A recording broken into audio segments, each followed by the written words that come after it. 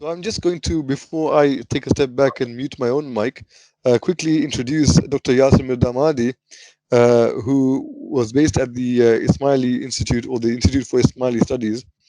Dr. Mirdamadi is a researcher in Muslim biomedical ethics at the Institute of Ismaili Studies, and today he'll be talking to us under the title, with this research seminar, under the title of Is Life Sacred? Sanctity of Life Arguments in Muslim Bioethics. And on that note, I'm going to just take a step back and hand over to Dr. Yaser Mirdamadi, who'll take us for the next few minutes. After which, I'm going to just tell everyone now, the onset, if we, including myself, all the participants can mute our mics until the end of the presentation. After which, we can have a discussion and question answer session, which I'll be chairing. So on that note, I'm going to mute our mic so we can give a virtual welcoming round of applause to Agha Mirdamad. Yeah, thank you very much, Mr. Sheikh Tajri. Bismillah ar-Rahman ar-Rahim. Assalamu alaikum wa rahmatullah. Okay, so the title of my presentation, as I suppose you can see it, is Life Sacred? Sanctity of Life Arguments in between parentheses Muslim Bioethics and Apophatic Appraisal. I deliberately put Muslim between parentheses because I think my discussion, if sound, can be also applied to Christian and Jewish bioethics, among other monotheistic religions. Okay, the outline of my presentation will be like this. First, I will be talking about the meaning of the sanctity of life theory. What does it mean? Then I will be talking about the religious foundation, the religious formulation of the sanctity of life theory. Then I will be talking about the Abrahamic roots of the sanctity of life theory. And then I'll get to the Islamic, or what is taken to be the Islamic roots of the sanctity of life theory. Then I will be discussing very briefly two cases when the sanctity of life theory is applied. In these two cases, I mean abortion and euthanasia as the two bioethical cases. And then at the end, I will be very briefly discuss an apophatic critique of the sanctity of life theory, or one might say an apophatic reformulation in a moderate way, an apophatic reformulation of the sanctity of life theory. Okay, this is the outline. So what is the sanctity of life? So as you can see, it is a theory which is not used in the bioethics, but it is mainly used in bioethics. And roughly speaking, it's a theory that takes human life. So the focus is on human life, which takes human life as having an inherent value, intrinsic value. I mean value regardless of any other considerations. It's not a derived value. So here, intrinsic or inherent is contrasted with derived value. So of course, there are a lot of things in our life which has a value, but its value is derived, not in itself. For example, of course, we value, for example, having a laptop or book or pencil, but not because of themselves, but because they provide us with a capability to do our job. So having laptop or book or pen or pencil, iPad or cell phone, they are valuable, but they have a derived value. Their values are derived from other, actually more underlying values that they are in the service of actually satisfying that functions. So this is called the intrinsic value. But in contrast, intrinsic value is valuable for itself, not for doing anything else. So life as such, according to the sanctity of life theory, is valuable. And that is the sanctity of life theory. Of course, the practical consequence of taking human life to be intrinsically valuable is that human life is to be in principle protected.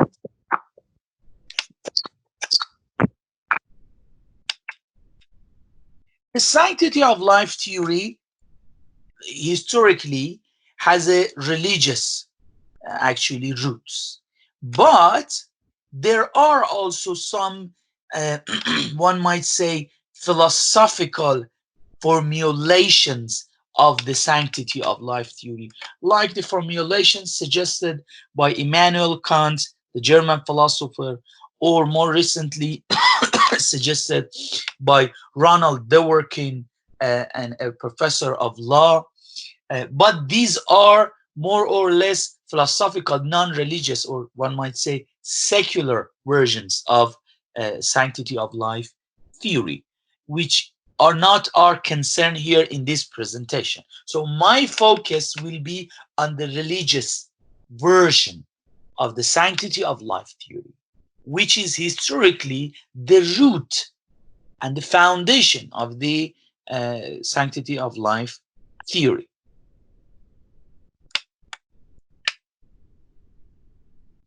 And of course, sanctity of life theory in bioethical discussion is usually, not always, but usually is appealed to in order to take a position against the permissibility of, for example, abortion or euthanasia. Okay, so before going any further, so let me formulate the religious version of the sanctity of life theory. So this is my effort. So this can be formulated like this. Premise number one: humanity is created in the image of God.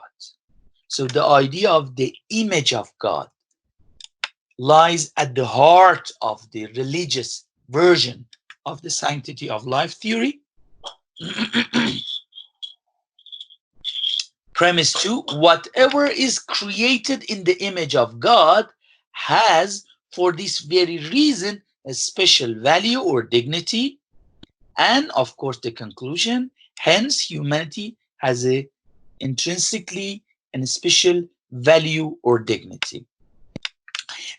For example, premise one could be taken from Old Testament, Genesis 1:27, which reads, God created human beings in his own image.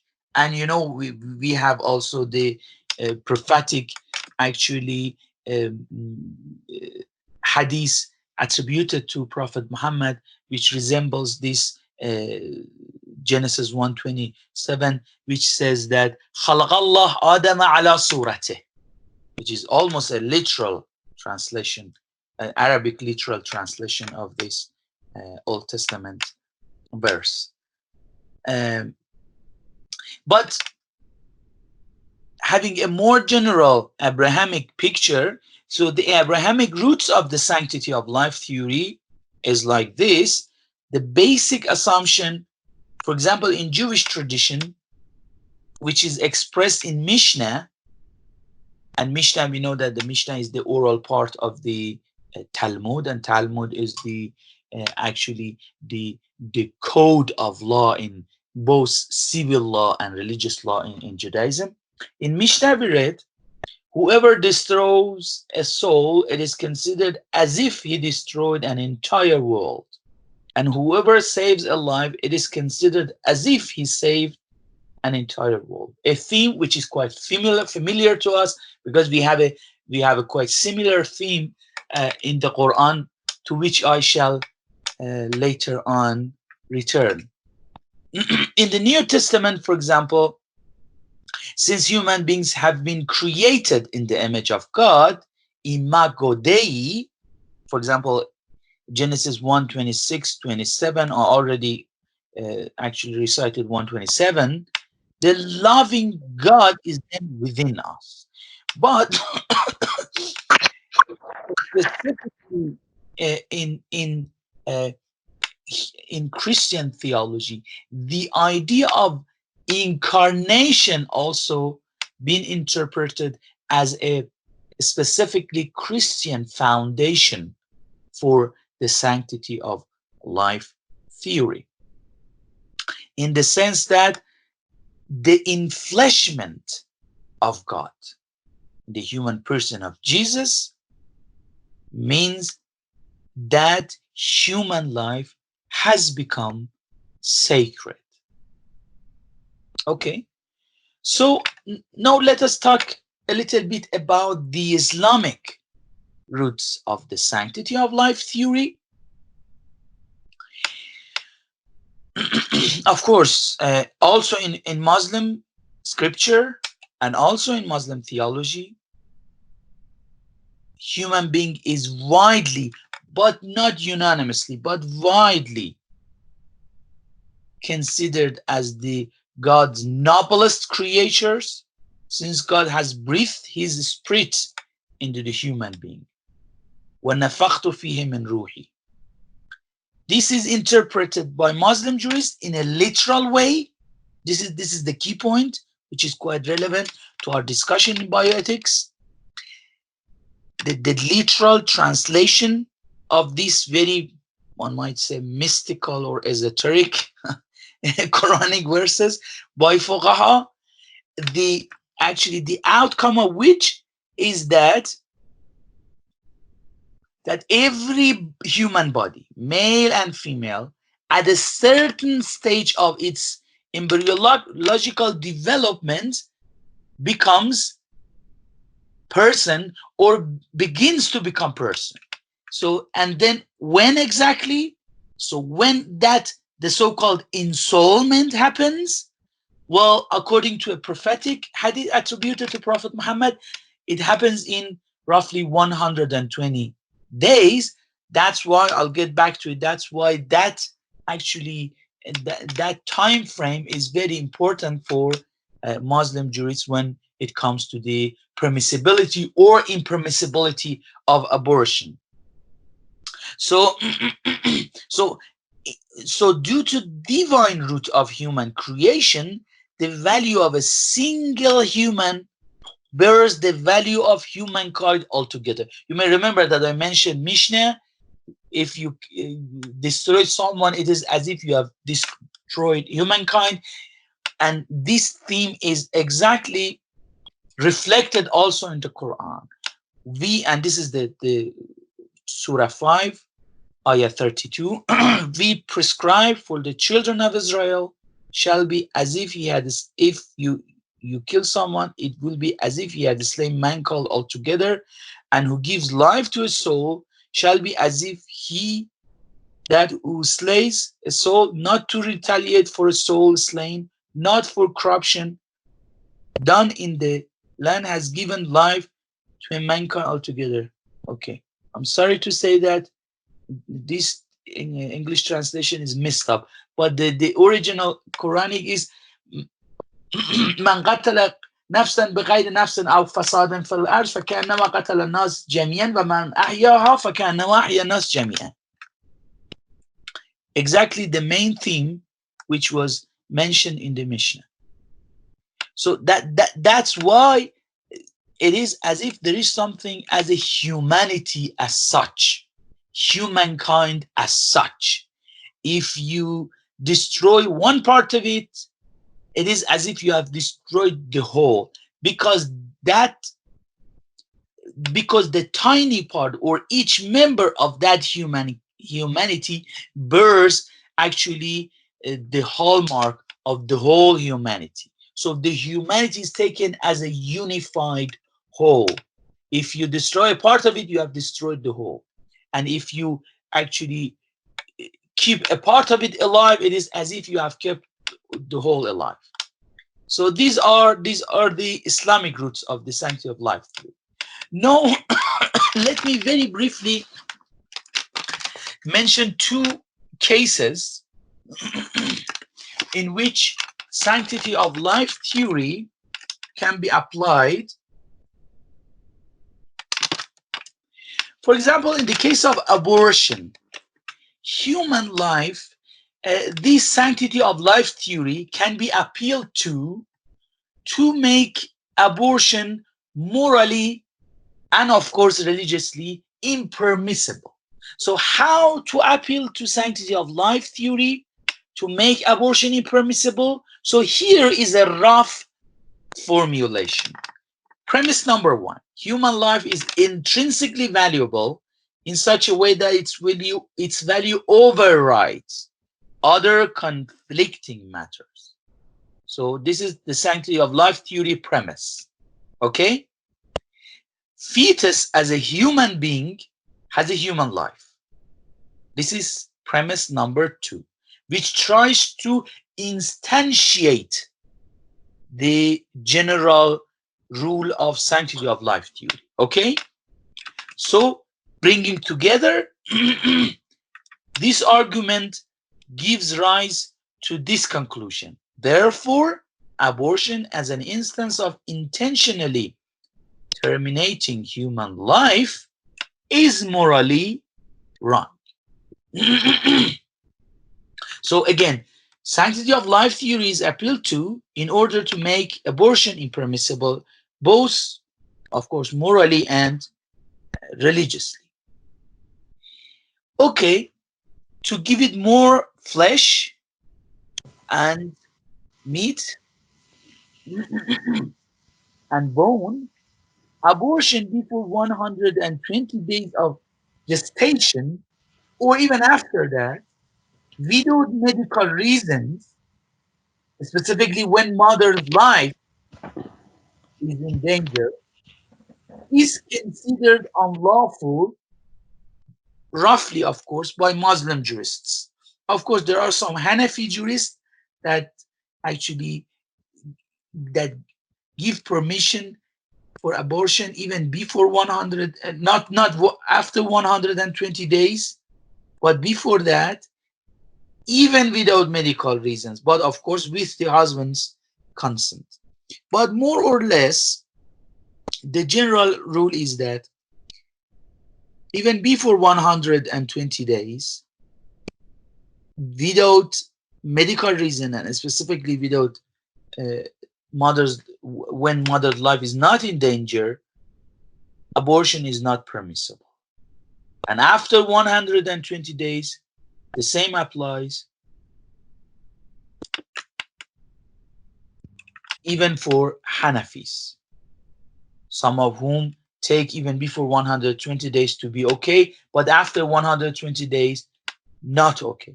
So this is a rough characterization of the application of sanctity of life argument in this case. And of course, if you ask a jurist, he wouldn't say he. I'm saying he because usually they are he. They are male. He wouldn't say that, okay, it's not permissible because of sanctity of life argument. Instead, he refers to some Quranic verses or prophetic ahadith. But when you analyze that ahadith, one theme which is common in some Quranic verses or prophetic ahadith are sanctity of life argument. So the case number two is euthanasia. Okay, how to use sanctity of life arguments to argue against the ethical permissibility of euthanasia? Here is a suggested formulation. Premise number one: human life is intrinsically valuable in such a way that its value overrides other conflicting matters. We are already familiar with this formulation from the abortion case. So this is the sanctity of life theory premise.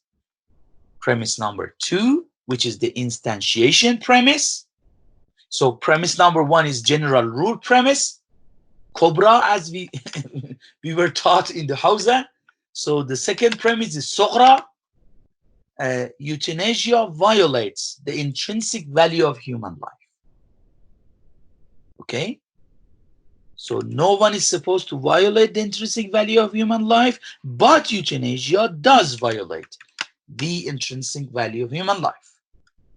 And the conclusion, therefore, euthanasia is in principle not morally permissible. And more concretely, Muslim jurists do not allow usually, maybe I can claim here unanimously,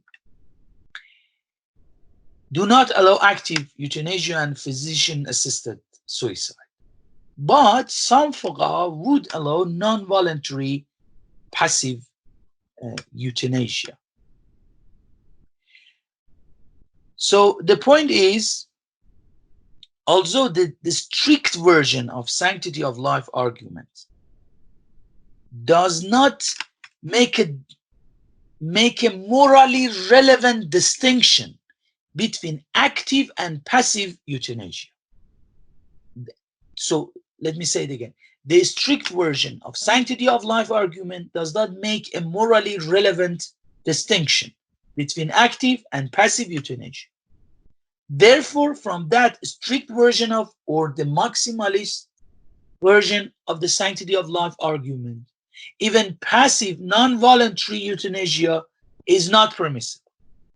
But a moderate version of sanctity of life argument can take the distinction between active euthanasia and passive euthanasia as morally relevant, and then that might lead them to take this position that maybe non-voluntary passive euthanasia is morally permissible. And here is the quotation from the Council of Islamic Jurisprudence and Organization of the Islamic Conference. In the case of, direct quotation, in the case of a patient whose body has been hooked up to life support, it is permissible to remove it if all his brain function has ceased completely, and a committee of 3 specialists, experienced doctors, have determined that this cessation of function is irreversible, even if the heart and breathing are still working mechanically with the help of a machine. So this is a case of non-voluntary passive euthanasia.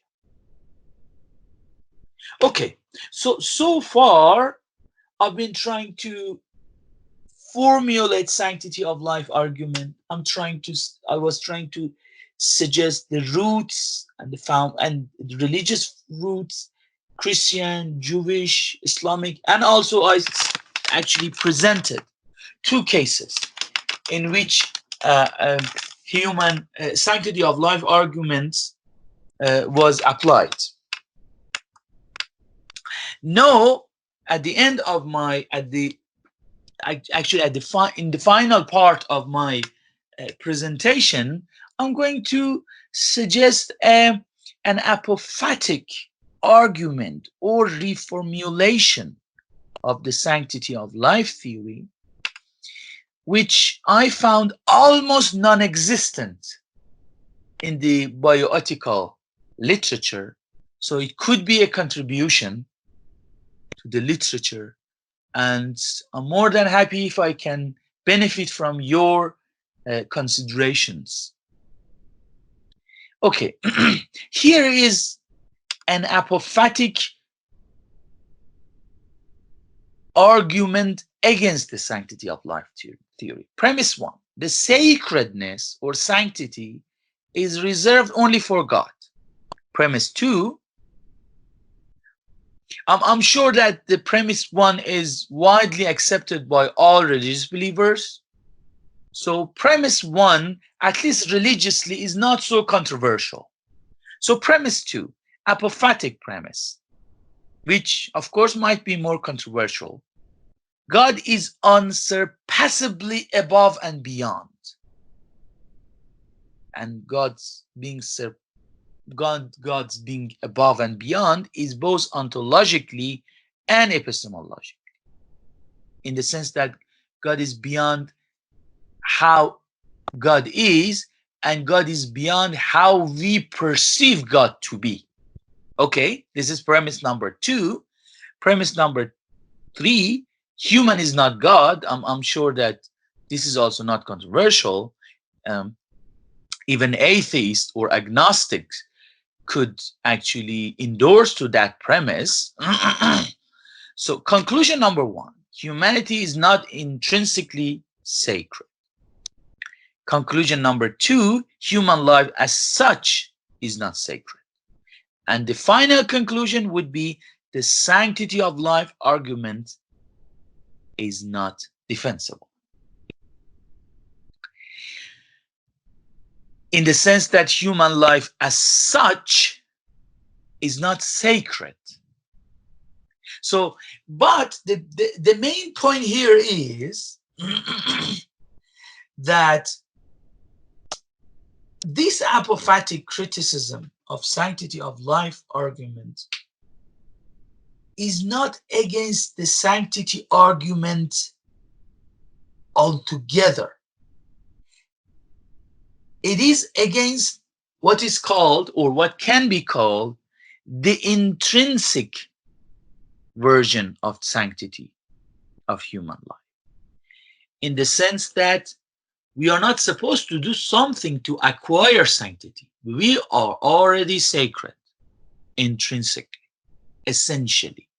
So this essentialistic or intrinsical version of sanctity of life is what is being actually denied and criticized by this apophatic argument.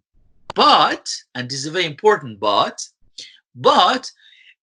an apophatic critique might still accept something that can be called the acquired model of sanctity of life argument, in the sense that if someone cultivates virtues based on the divine guidance, of course one can acquire sanctity. One can become Ghaddis. One can become Muqaddas. One can acquire Hurma.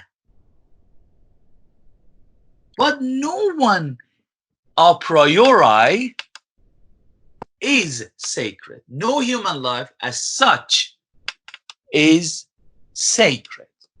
Okay, I'm done. It was short.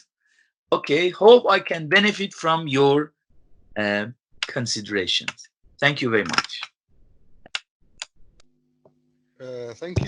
Thank you, Dr. Mirdamadi, for a very insightful presentation and very informative.